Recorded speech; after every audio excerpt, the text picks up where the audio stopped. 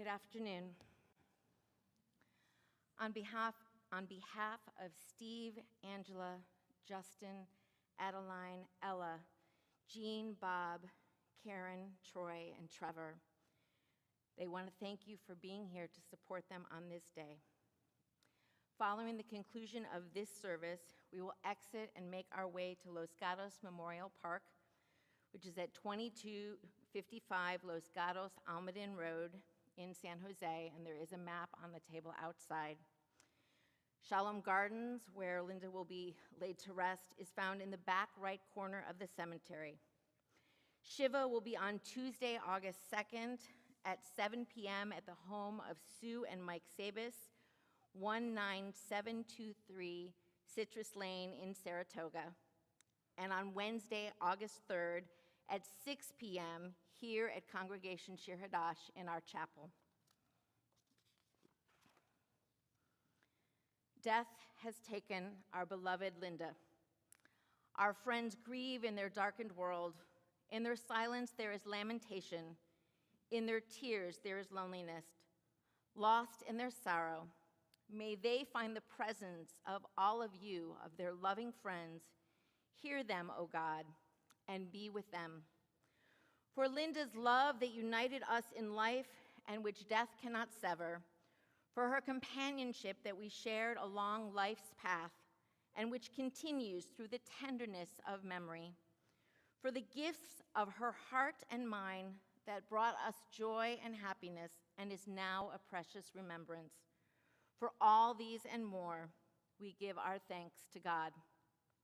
In this time of grief, we listen to the voice of our sacred scriptures that brings us the ever-new message of God's nearness. It tells us of our kinship with the Creator, in light as in darkness, in joy as in sorrow, in life as in death. Psalm 23. Adonai roi, lo exar, bineot Hashem, yarbitseni,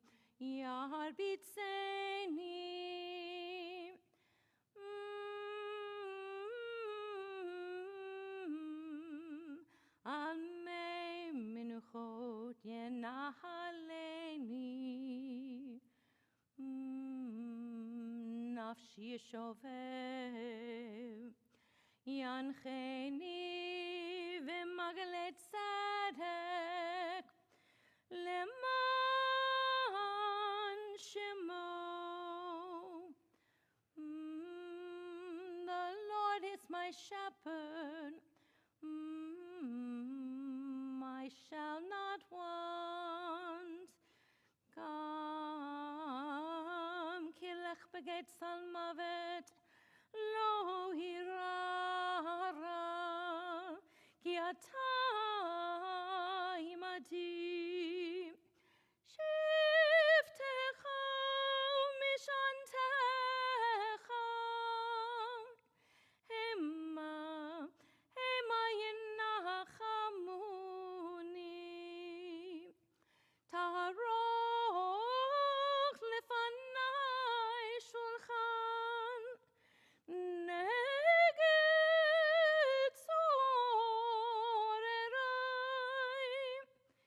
dishanta vashemen roshi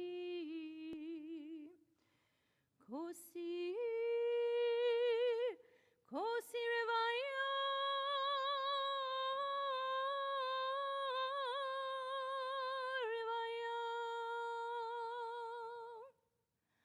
ach tov achesen yidefuni koyimei chayai vishavti bevet Adonai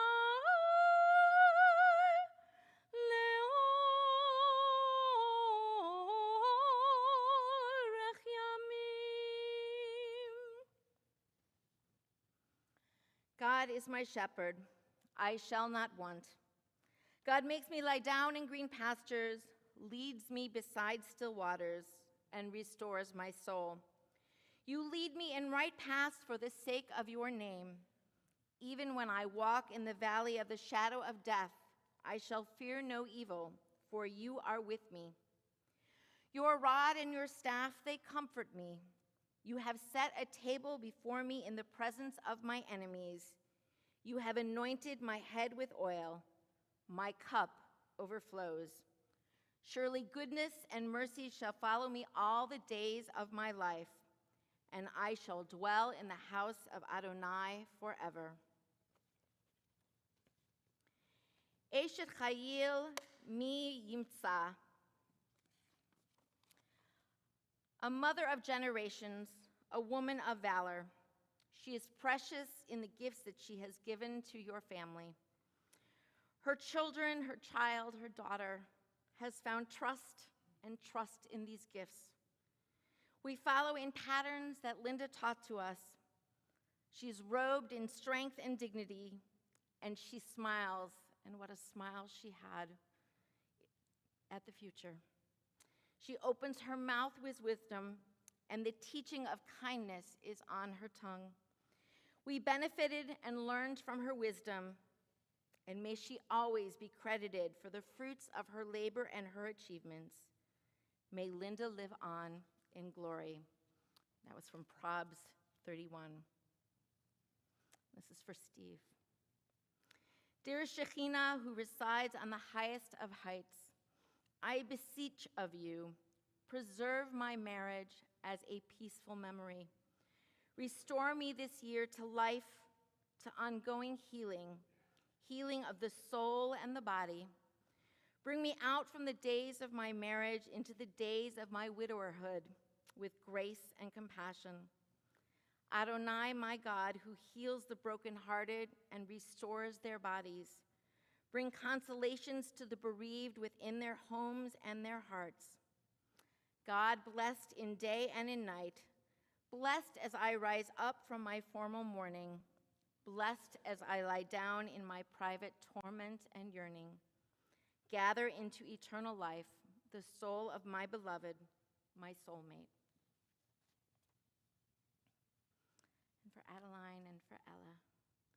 Grandma, you were just a girl so many years ago. You had your loves and had your dreams. You watched us come and go. You watched us make the same mistakes that you had made before, but that just made you hold us tight and love us all the more. We haven't always thought about the things that you have seen.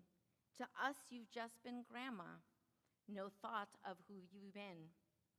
But we remember now in love your life from start to end, and we're just glad we knew you as grandma and as friend. A reading called What Will Matter by Michael Josephson. Ready or not, someday it will all come to an end. There will be no more sunrises, no minutes, hours, or days. All the things you collected, whether treasured or forgotten, will pass to someone else. Your wealth, fame, and temporal power will shrivel to irrelevance. It will not matter what you owned or what you were owed. Your grudges, resentments, frustrations, and jealousies will finally disappear. So too, your hopes, ambitions, plans, and to-do lists will expire. The wins and losses that once seemed so important will fade away. It won't matter where you came from or what side of the tracks you lived on at the end. It won't matter whether you were beautiful or brilliant. Even your gender and skin color will be irrelevant. So what will matter? How will the value of your days be measured? What will matter is not what you brought, but what you built. Not what you got, but what you gave. What will matter is not your success, but your significance. What will matter is not what you've learned, but what you taught.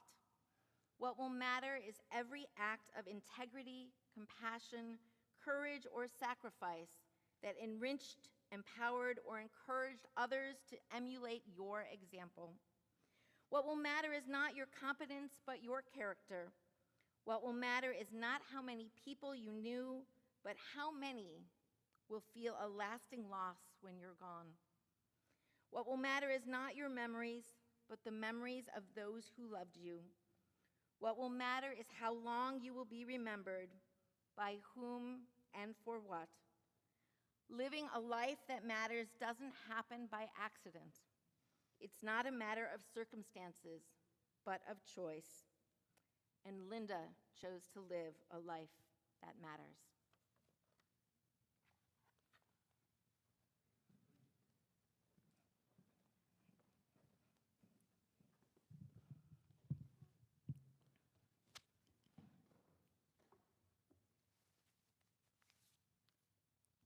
There is a beautiful mitzvah that we learn about right at the beginning of the Torah from our father Abraham, which is the mitzvah of remembering and articulating our memories. When Sarah passes away, we hear that Abraham comes back to cry for her and to eulogize her. And we learn that the words that we choose, the words that we share, they will remain not only with us, but also with those that have the privilege to hear those words. And that's why during this time of grief, we are very intentional about hearing from the mourners, about hearing from the family, and being able and invited to capture some of those memories that we want for them to last. This week, we started reading the book of Deuteronomy, which is the last of the 5 books of the Torah. Thinking about this moment of grief, it is quite symbolic that the book that we just started and concludes the entire Torah ends with a eulogy. While the eulogy is about Moses, the message is universal. And it is about the importance of telling the stories of those that have, with their lives, shaped our lives. Those who brought blessing and wisdom to us, and that their unique existence made ours unique as well. The Torah says at the very end that there was no one like Moses. And in different ways and different forms, that's what I heard from Linda's family again and again. There was no one like Linda. While I did not have the opportunity to meet Linda, I had the privilege of learning about her through the love of her family. I heard from Steve, Angela, Justin, Jean, and Karen about a person who was seriously committed to give of her time, attention, and love to her family, and even farther than that, to her students, and also through her commitment to social justice and tikkun olam. I heard of a grandmother who had a deep bond with her granddaughters to the point that she was often the first called and the first to be informed. I heard of a sister who was also a great friend, and an aunt and great aunt that was always around, and a close, caring, and loving mother-in-law to Justin. I witnessed Steve's eyes while speaking about her, about the love of his life. and his tenderness while evoking her smile. I heard a great deal of appreciation for Linda's work to bring the family together, particularly for Jewish holidays. I heard about the ritual of latkes in Hanukkah and healing porcupine meatballs in times of illness. Angela told me that one of the most wonderful things was to get a call from her and be asked what she had for breakfast. And to live her life knowing that there was someone who actually meant that. She meant that and wanted to know what you had for breakfast. What a great feeling is to walk in this world knowing that you matter. You really matter. What a great power is that of the one who makes those around her feel so deeply cared about. And as we say, there was no one like Linda. Dear Steve, Angela, Justin, Ella, Adeline, Jim, Bob, Karen, Tony, and Trevor. As we say goodbye to your beloved wife, mom, grandma, sister, and aunt, when we conclude reading a book from the Torah, as we just did last Shabbat with the book of Numbers, we say, Hasak, Hasak, Benit Hasek. We pray for strength, and so we do when we face the conclusion of physical life. We pray for you and with you for strength, for the strength to carry on her legacy of love, the legacy of deep and intentional care, and the one of doing the work of bringing the family together. We hope that while doing that, you will find some healing for the profound grief you carry. And more than that, we hope that you will find her in your actions. May Linda's soul be bound to the band of eternal life. Tihye nishmata tzrura betzror achaim, and may her memory be a blessing. Yeh zichra baruch.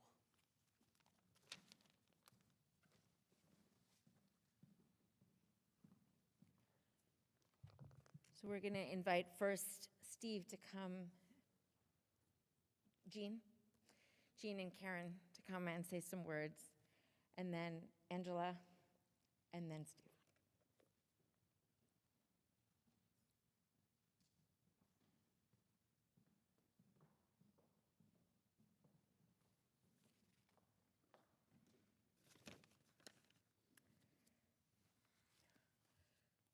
My sister would be so honored to see you all, and I mean that sincerely. Friends and family, she would be honored. I am at a loss for words.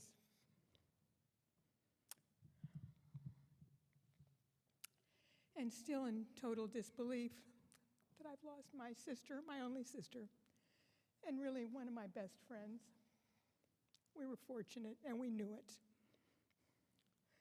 We often spoke about how fortunate we were to be the daughters of Max and Erna Eisenman. And many of you in here knew my mom and dad. Wonderful people. They were Holocaust survivors who came to the United States in 1939 and settled in Cincinnati, Ohio, where Linda and I were both born. Yes, I called my sister Linny. I think I'm the only one. I always called her Linny. We had a very happy childhood that continued in California when we moved in 1955. Both of our parents always worked, and Linny and I had responsibility for each other and watched out for each other. Linny went to Westmore High School. Some of her friends from high school are here today. And she went to UC Berkeley. We were very proud of Linny. The greatest pride of Linny's life, as you all know, was my niece, Angela, and then Ella and Adeline. She was so proud of all of them. She loved her girls and provided them with wonderful memories that they will carry with them forever. As for Steve,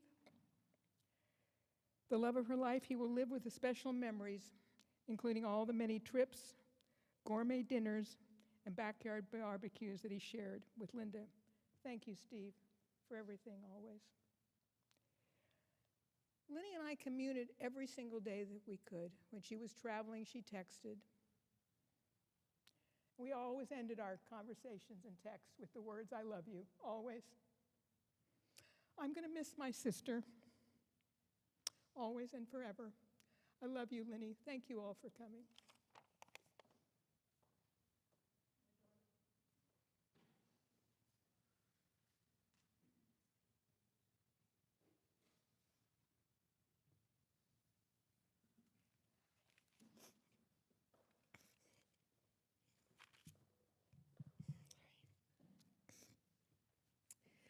My aunt truly knew how to live life to the fullest in every sense of the word. She adored and loved her friends and family with every ounce of her being, and that made her who she was.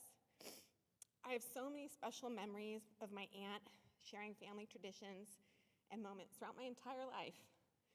We always had a bond that made me really smile, and whether we were dancing to Barry Manilow or celebrating a holiday in her beautiful home, she enjoyed every moment and truly treasured that family time. We believe that family is everything, and I know that her love will always be with us. I feel so lucky to have had my auntie influence my life and to be someone that was always there for me, really no matter what. Her influence in life will always be with me and will be with everyone she loved in their hearts. Her special bond with my son Trevor will always be told and remembered. When I told Trevor what happened to my aunt, he went to write her a letter. He got out a purple crayon and he said, "To the best aunt ever, thank you for always making me happy and making everyone around you smile." My dear mom, who remembers the day she was born, your deep relationship with your sister is kept alive by us always talking about and sharing stories and knowing that her love for us will be with us in everything we do. My dear sweet cousin, who really is a sister to me, and my Uncle Steve and Justin and Adeline and Ella. I know there's no words to express what you're feeling, but may the feeling of knowing that grand love and devotion that Auntie Lynn had for you, may that bring you some form of strength. Parents are always proud of their children, and when my aunt talked about how proud she was of my cousin and her granddaughters, you could feel it, It wasn't just, I'm proud of my family. She would tell stories with such passion, and it was just such a wonderful thing to be around, to hear her talk about my cousin and her granddaughters. I remember my Grandpa Max told me people live on through our loved ones, and I know with my heart that my aunt truly lives on in the people she loved, and that includes everyone here. She brought everyone in her life such love and happiness, and when my aunt believed in someone or something, she was so passionate and always made you feel like if you put your mind to something, you can do it. And growing up with that was such a gift for me, because if something happened, even when back in March I broke my ankle, my aunt was right there making sure I knew that I'd be walking again and that I would be okay. She was right. Her calling me, texting me, telling me that, it really did. It gave me like this inner belief that I knew I could do it. I'm not there yet, but I am getting there. Most people live their lives hoping that their dreams will come true. And everyone that knows my aunt knows that she just didn't believe. She made them come true. She made her dreams come true. And she truly inspired everyone around her, especially if you were lucky enough to be loved by her.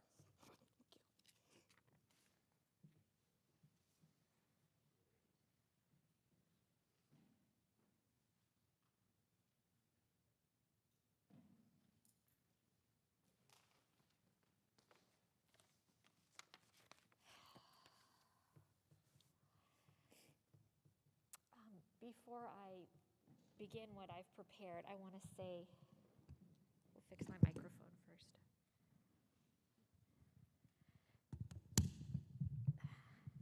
Thank you. That mine is on the longer side of things. But there was just no other way. So please settle in to listen. Bear with me. Some of it's very sad, but some of it's happy, and maybe there's even a little bit of humor in there. So here we go.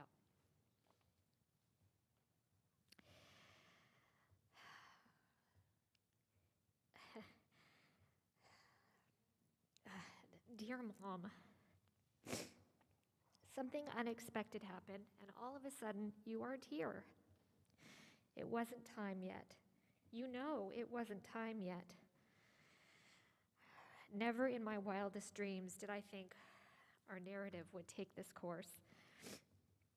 My life has been split into the before chapter and the after chapter, and I've been thrust into the after chapter without our permission, heartbroken that the chapter has arrived too soon.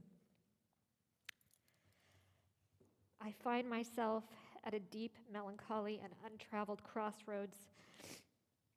One path is to try to pretend it didn't happen as much as possible, to push the unimaginable out of my mind. The other path is to listen to what I know is right and attempt to grieve in the healthiest way possible, and perhaps eventually move forward in some sort of manageable way. At this point, I'm still stuck between the two, unable to really do either one. I am bewildered and my heart is shattered. I never wanted to be standing here speaking like this. The loss is profound. I can physically feel a gaping hole in myself in the shape of your absence. And yet, in this darkest moment of my life, in this desperate grief and pain, I have somehow managed to hold on to some gratitude. I've lived long enough to know that pain and gratitude can and often do coincide, that it's important for them to coexist, that we have to fight for gratitude even when we reach our lowest moments. I also find myself not yet ready to say goodbye, and I may never fully be ready. In that spirit, I want to do two things while I'm up here today. One, I want to list a few of the major reasons I'm grateful to you. And two, I want to list many of the highlights of all of the terrific, happy things you did in your life and that we shared together. So first, my gratitude. I'm grateful that you were and are my mother. You gave me a terrific life, full of intellectual and musical pursuits, a love of people, a zest for activism and justice. You taught me how to stand up for what's right, to do so with the appropriate level of moxie when called for, and how to fight for the underdog, how to fight for immigrants, refugees, those who have been underserved, and those who need our help. You taught me how to be a good person, how to listen carefully to others, and how to handle situations with manners and grace. You taught me how to approach difficult situations with unwavering integrity, even when those around you don't demonstrate a similar commitment. You made me who I am.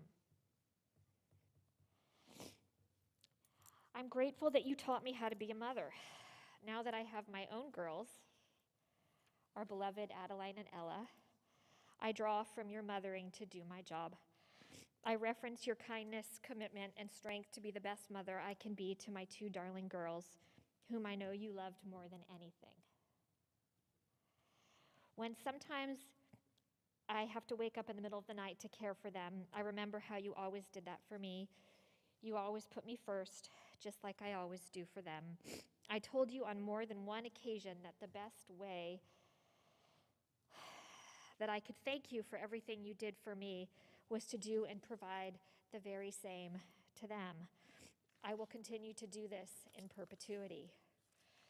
I'm grateful that you had time to develop strong and loving relationships with your grandchildren, that they considered you to perhaps be even like a second mother, a trusted friend, an advocate, and a confidant. Thank you to you and Papa for everything you did and continue to do for them. You gave them unconditional love and tons of it. Joy, delicious foods, generosity, patience, exposure to museums and arts, unwavering care and kindness. You always told me how you wanted to be there for them like your own parents, Max and Erna, were for my cousin and for me. You accomplished that and then some. Adeline and Ella love you just as much as they love life itself, and they will feel that for the rest of your lives, of their lives. I'm grateful that you experienced the first half of 2022 with us, during which, strangely enough, I had the best and worst moments of my life. It has been a year like no other, as you know, and you went through all of those highs and lows with me, reveling in my joy, comforting me during my anguish.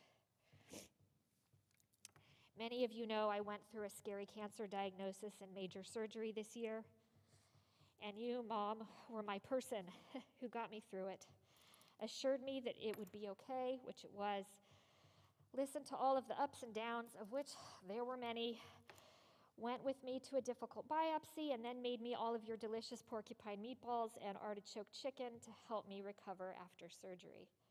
On the morning of the surgery, I had some unexpected anxiety, and you comforted me until my chest pains went away and I could get out of bed.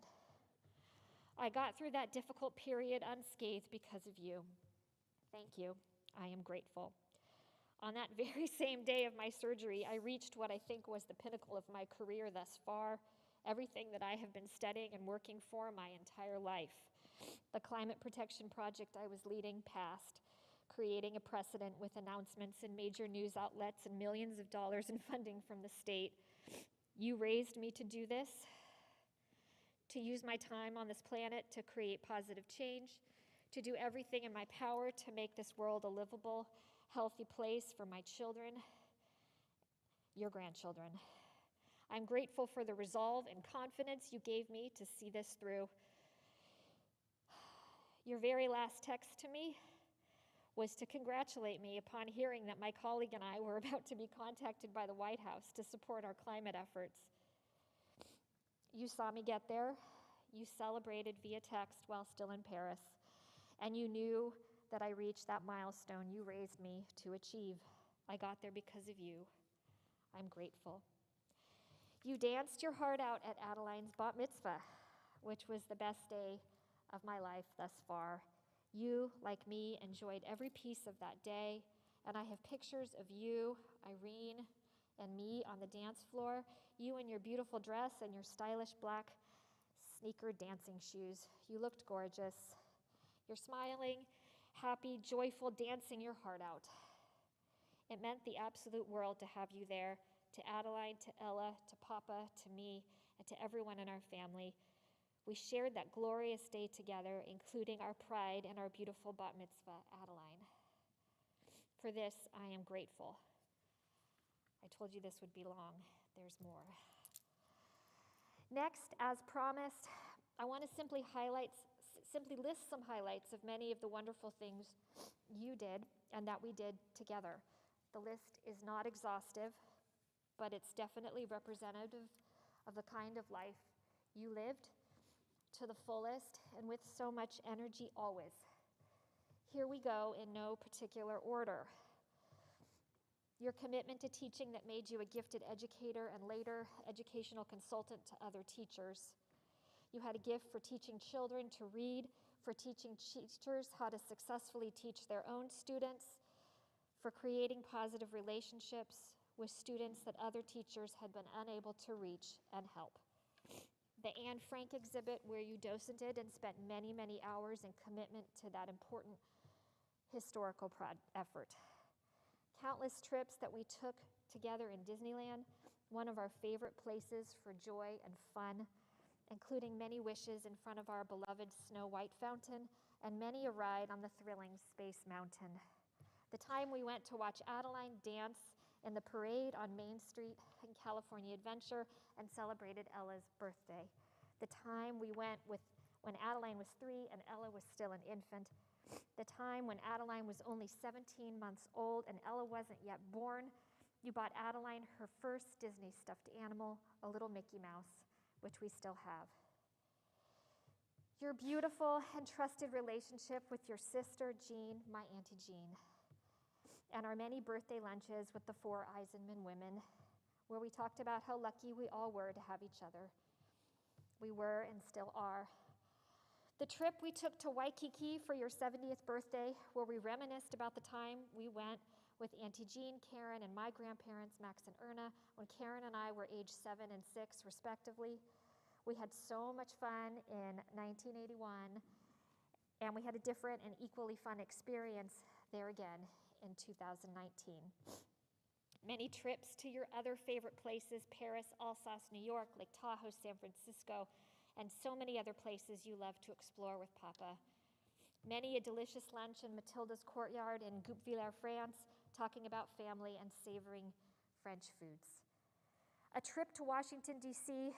to celebrate the 50-year anniversary of the Holocaust Museum, where we stood surrounded by hundreds of other second and third generation Holocaust survivors for the very first time. We heard brilliant speeches by Bill Clinton and Elie Wiesel, but more importantly, spoke about your parents and my grandparents, Max and Erna, to people who really just understood and respected our family history. The connections we felt were moving, and we spoke about this trip many a time in the years that followed. The time you came to visit me during my own college trips to DC, including to celebrate my 21st birthday.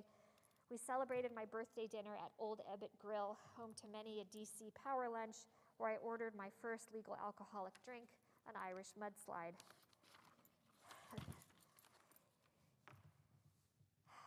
The countless plays, dance shows, basketball, soccer games, music performance, and back-to-school nights you attended during my own childhood, and then more recently for Adeline and Ella. The piano recital you threw for me and for one of my close friends upon graduating from high school, not to mention all of the lessons and recitals you drove me to and from in the decade prior, and sticker charts to get me to practice before I had the wherewithal to make myself practice every day on my own. The Stanford cake with the big red S you gave me upon my high school graduation celebration, cheering me on but never pressuring me like so many other parents did every step of the way. Our many jokes about your degree from and loyalty to UC Berkeley that comprised our lighthearted in-house college rivalry. The time you brought both Stanford and Cal sweatshirts to the big game so that you could choose which one to wear depending on who won. Beat Cal. The cat who wandered into our backyard and that you rescued when I was 3. His name was Collins, after Irene's cat, Collins, who became our beloved pet for 17 more years and who brought me much comfort and joy. There's more, bear with me. The back-to-school clothes and supplies you always generously purchased for me to get me excited and ready for every new school year. The school supplies aisle in stores still gives me a little thrill, reminding me of that exciting new start each fall. I credit my love of school to you for instilling in me a love of learning, reading, taking risks, and trying new things. The first major report I wrote at age 7 in 2nd grade, for which you gave me ample help and support, I chose to write about flamingos, and you helped me with research, organizing, and writing my findings. I can still picture the report in the yellow folder, pink flamingo on the front. The many gorgeous hours we spent on Burnt Cedar Beach in Incline Village, Lake Tahoe with Auntie Jean, Karen, sometimes Papa, and my grandparents. You and Auntie Jean sat and schwetzed. Karen and I had the time of our lives, rafting in the lake, crawdad fishing, swimming in the pool, and running back and forth to the snack bar. Those trips were childhood at its very best. The delicious foods you made on Thanksgiving, the cranberry brown sugar cake, the mashed potatoes, corn pudding, the cranberry side, the cranberry brown sugar cake you made for the first time to celebrate my engagement to Justin. We loved it so much, you made it on Thanksgiving morning for every year thereafter. We're almost there, folks. Your poppy seed bundt cake with glaze on top, my favorite dessert of all time, the taste of home, comfort, happiness. I savored it every time. The tip-offs you gave to Justin on how to design my dream wedding ring, which Justin did, and he did a beautiful job. The latkes you made for us on Hanukkah every year after your own mother, my grandmother, passed away. You made them to be just as delicious as hers, using her same frying pan that she brought over from Europe, keeping that and so many other family traditions alive and thriving. I ate so many of those latkes that I was full before dinner even began, and I wouldn't have had it any other way. Your many beloved and loyal friends, so many of which are here with us today that it would take me a long time to list them all. So I'm not going to do that right here in this moment. And your many friends who passed on before you did, Linda Woodside, Susie, Lori, Kay, Marianne, Linny, Yvette. I hope you've reunited with them somehow now and are drinking coffee and discussing your beautiful grandchildren.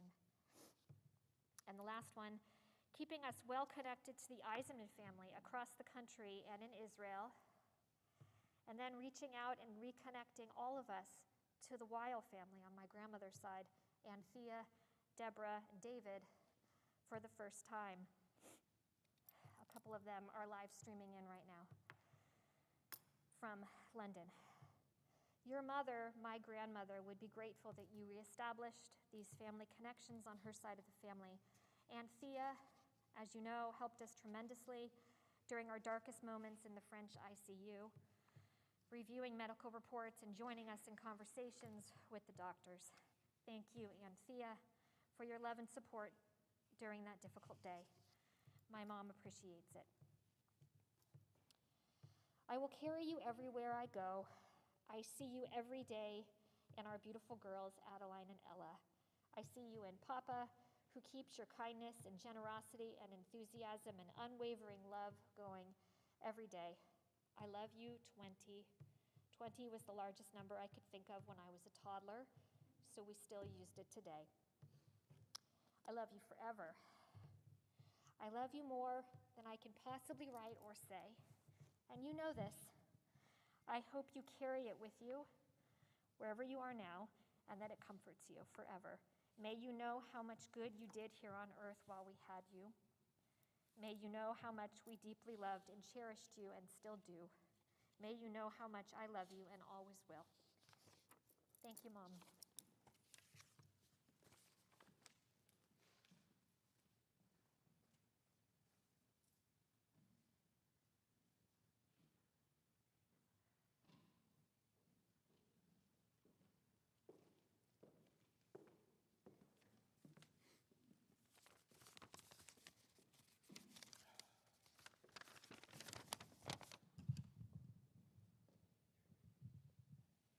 Just one page, half a sheet.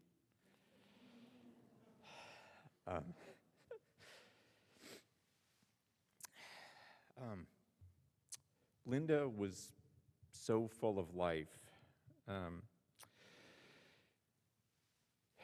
I'm still struggling to talk about Linda in the past tense because she was so full of life. But I've tried to put this short talk into what Linda was and what Linda is and will continue to be for us. And many of these same themes are things that have already been talked about by the cantor and rabbi and Angela and Jean and Karen. But Linda was generous with her time and her attention. Linda loved even more so giving gifts. And I feel like our home is in some ways a showroom of different Hanukkah that have come and gone. And Hanukkah gift giving at Linda and Steve's you needed to make sure you ate a lot before you got to Hanukkah gift giving, because if you didn't, you would be pretty hungry by the end. Good thing we ate a lot of latkes before then. Linda was an incredible advocate. Linda and Steve sent postcards to swing states before important votes. She was an advocate for immigrants, like we talked about. Linda also, she was an incredible planner. Linda always had something to look forward to. Whether it was plans to change the house and regrouting the cement in the driveway, plans for trips, plans for meals, plans for things she wanted to do with the grandkids. There was always something to look forward to. And because there was always something to look forward to, Linda was always such a warm person, especially for our girls, who made every visit to Grandma and Papa's house a special visit.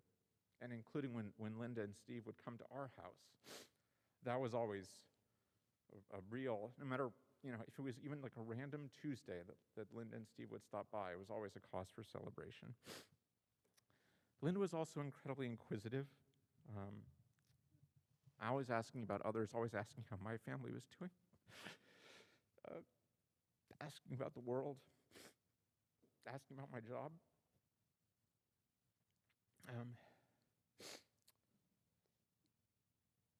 Linda also, I like to think I shared with Linda my odd sense of humor, and that she got it more often than not.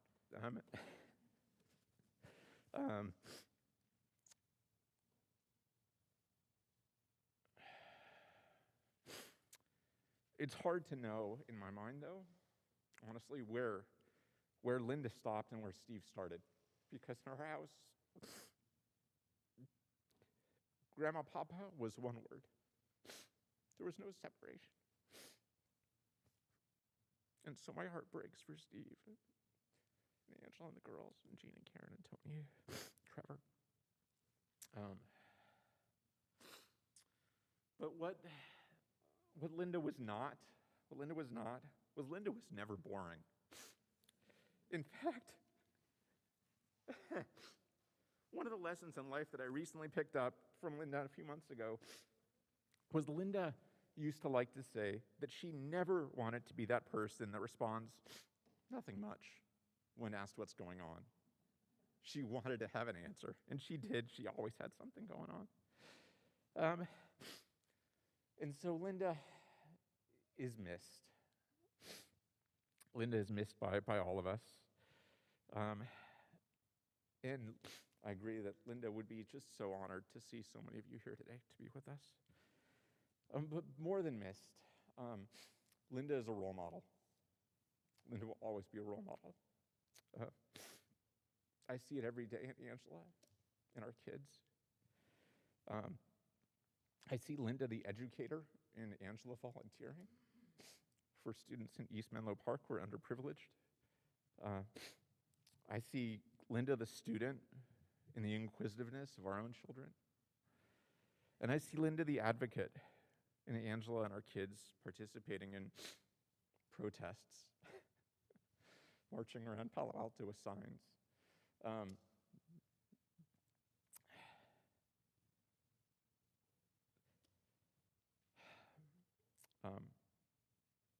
We're going to miss Linda a lot.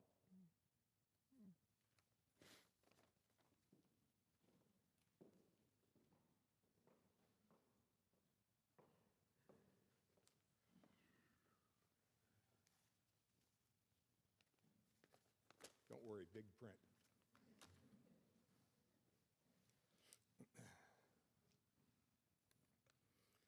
Thank you for being here to celebrate the life of my beautiful wife, Linda. As many of you noted in cards and emails, texts, messages, Linda had a beautiful radiance, was loving, kind, generous, compassionate, and had the most beautiful, incredible smile that always made people feel comfortable and welcomed. Many of you know that Linda was daughter of Holocaust survivors, and that was a major influence on Linda's love of life. Each day she celebrated life and loved to share that love of life with others. Linda knew the importance of life, and she was always there to remind me and other people just what it was all about. Linda had two favorite words and one favorite phrase. The first was mom. She loved everything about being Angela's mom. Linda always was so proud of everything Angela did and accomplished, and she always loved hearing Angela say, "Hi, Mom." The second word was grandma. hearing Adeline and Ella say, "Grandma, Grandma, what are we doing next?" And when Linda saw them, it would always energize her and bring the biggest, most loving smile to her face. She loved and adored her 3 girls. They were the most important people in her life. Linda's favorite phrase was, "I love you." Whether she was saying it, being told, she loved hearing, "I love you."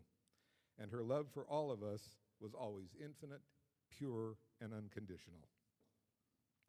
I would like to thank my son-in-law, Justin, for coordinating all the logistics needed to get us home that weekend. He did a marvelous job contacting French and American agencies, embassies, airlines, mortuaries, cemeteries, transportation companies. He did it all. And Adeline and Ella for being there with me at the hospital. Adeline had a bat mitzvah in April, and in Judaism she became an adult. And during those first 18 hours of the emergency, when it was just she and I, Adeline was such a huge help to me. Making phone calls, running errands, doing adult things that most 13-year-olds would have had a hard time doing. She did it all. And of course, Angela, the always loving daughter, who carried on the medical conversation in French with French doctors, and Linda's cousins, Anthea and David in England, clarifying test results and getting Linda the best possible care available, and of course, being there with me at the very end of Linda's life. I would also like to thank Sylvia Savis, Mike and Sue Savis's daughter, for being our boots on the ground in Paris. When we hit a bureaucratic wall and everything stopped, Sylvia walked Linda's papers through and got the release we needed in one day. At the cemetery, you'll see 6 women escorting Linda's casket. These ladies have been friends of Linda for 50, 60, and even 63 years by my calculations. When Linda was your friend, she was your devoted friend for life. And finally, my beautiful wife, Linda,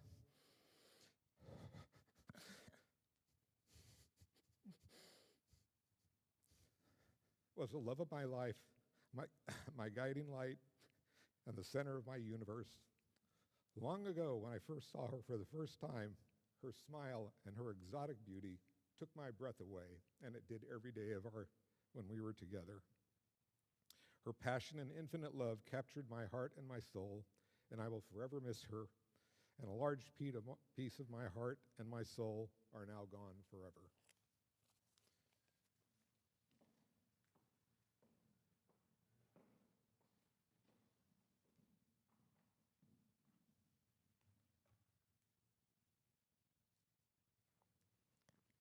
Thank you, Jean and Karen, Justin, Angela, and Steve.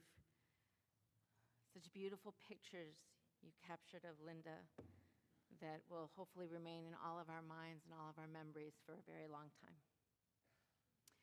I invite the congregation to rise for El Maleh.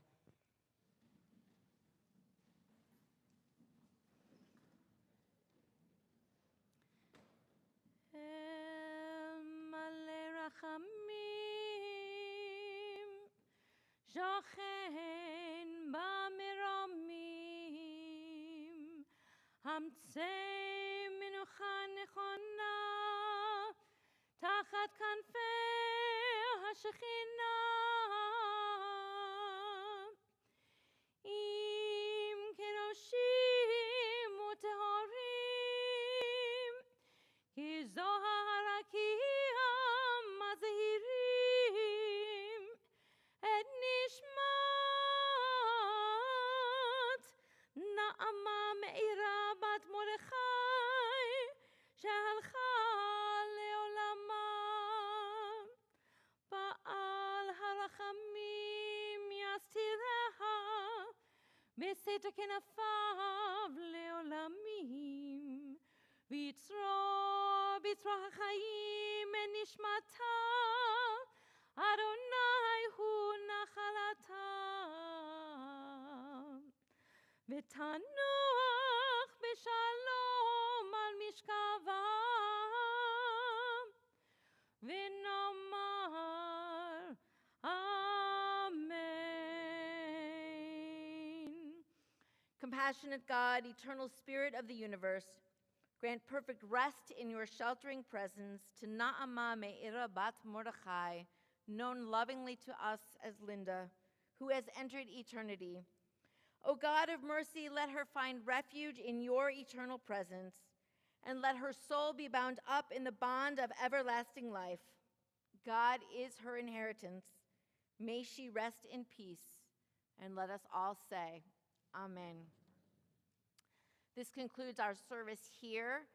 I'm going to invite you to remain standing for 1 second so the family can exit the sanctuary. We will head immediately to the cemetery. Again, there are directions on the back table if you need them, and the service will be finished over at the cemetery.